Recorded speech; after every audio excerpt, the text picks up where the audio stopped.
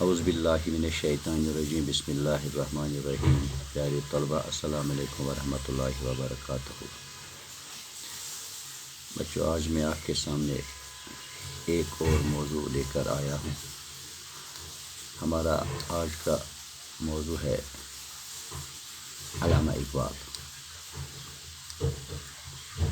آج ہم علامہ اقبال کے حالات زندگی اور ادبی خدمات پر روشنی ڈالنے جا رہے ہیں. حالات زندگی کیا ہے؟ محمد اقبال نام اور اقبال تخلص.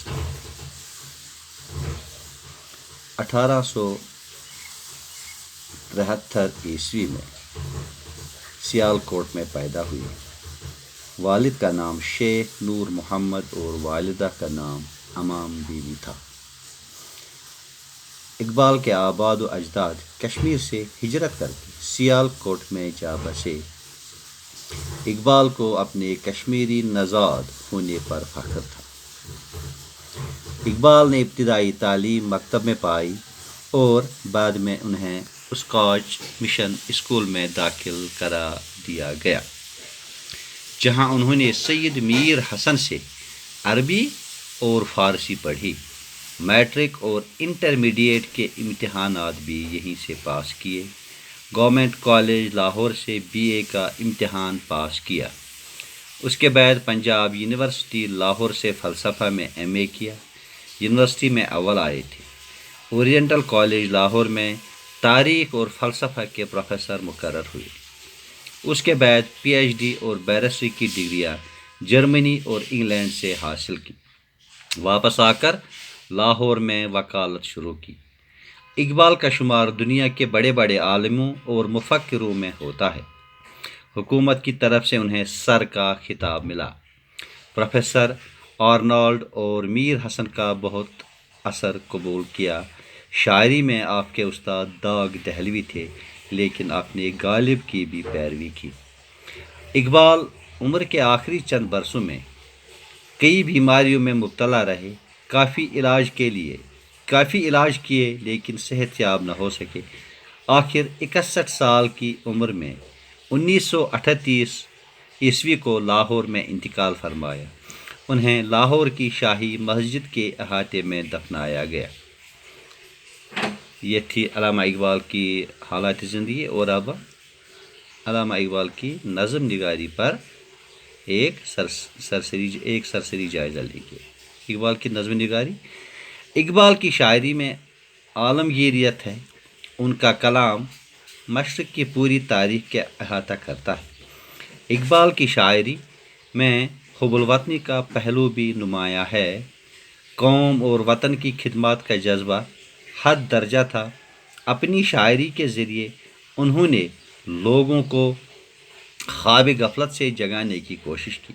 ان کی نظموں میں قومی درد، جوش و جذبہ، ہمت و استدلال، فلسفہ و تصوف، اخلاقی درس، اپنی تہذیب اور قومی وقار کی حفاظت اور ایسی بہت سے اعلیٰ مضامین ملتے ہیں. علامہ شاعری کو مقصدیت سے تعبیر کرتے ہیں. ان کے مطابق وہ کلام جس کا کوئی ہمگیر مقصد نہ ہو وہ بے معنی اور لغو ہے. وہ کلام میں شاعری کے فن سے زیادہ زور بیان اور فکر پر زور دیتے ہیں.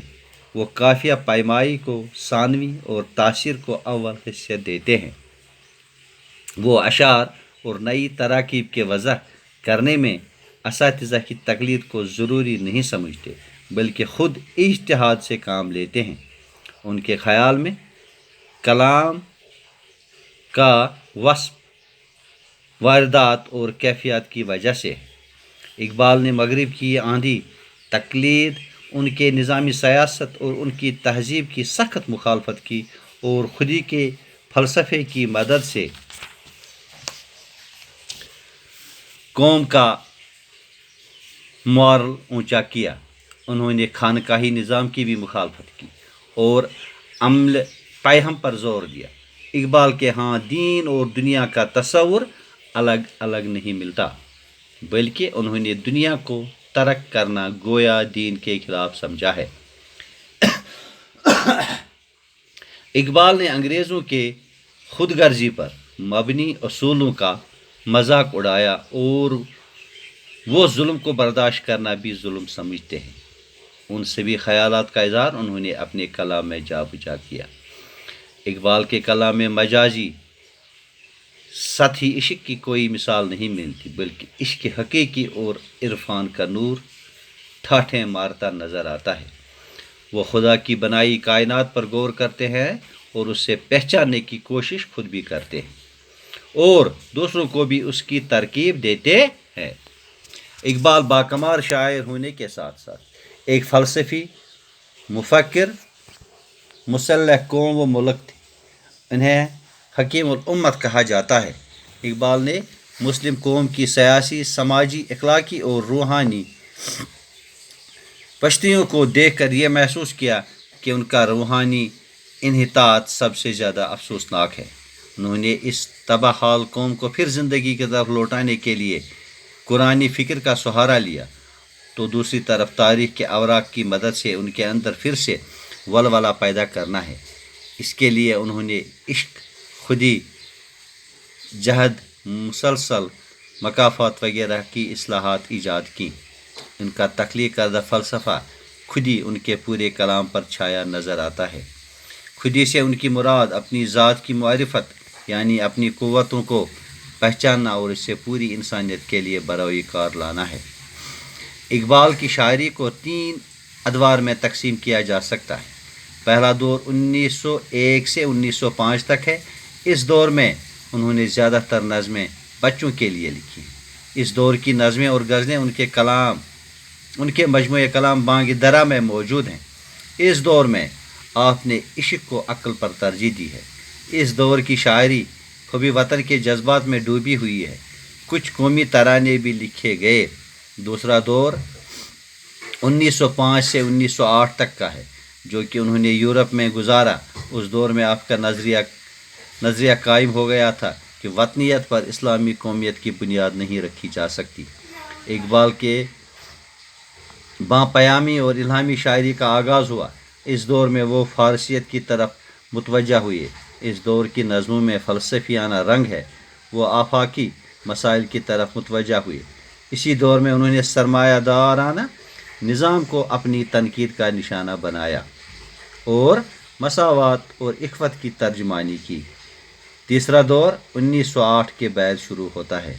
اس دور میں ان کی فکر پختہ ہو جاتی ہے اور خود ہی ان کا خاص موضوع بن جاتا ہے، جس کی مدد سے انہوں نے شاعری کو پیغمبری کے درجے تک پہنچا دیا۔ اب وہ وطن پرستی کو انسانی تہذیب کے راستے میں ایک رکاوٹ قرار دیتے ہیں۔ ان کی شاہکار نظموں میں مسجد کرتبہ اور خضر راہ ہے۔ مسجد کرتبہ اقبال کے مجموعہ کلام باری جبرائیل کی اہم ترین نظم ہے۔ شکوہ بھی اقبال کی مشہور اور مؤثر ترین نظموں میں سے ہے۔ یہ اردو زبان اور ادب کی خوش قسمتی ہے کہ اردو کو ڈاکٹر اقبال جیسے باشعور اور باصلاحیت شاعر ملے۔ اقبال نے اپنی قابلیت اور خودداد صلاحیت سے اردو ادب میں بے شمار بلند پایہ تخلیقات کا اضافہ کیا، جس سے اردو ادب کا معیار دنیا کی بڑی بڑی زبانوں کے ادب کے برابر ہو گیا۔ آپ کی مقبولیت کا اندازہ اس بات سے لگایا جا سکتا ہے کہ آپ کے لکھے جانے والے مواد میں 4500 سے زیادہ کتابیں اور رسائل موجود ہیں، جن میں سے بقول پروفیسر عبدالجبار شاکر 4000 سے زائد کتابیں ان کی ذاتی لائبریری میں موجود ہیں۔ بچوں، یہ تھا ڈاکٹر علامہ اقبال کے حالات زندگی اور شاعرانہ خصوصیات پر ایک تبصرہ۔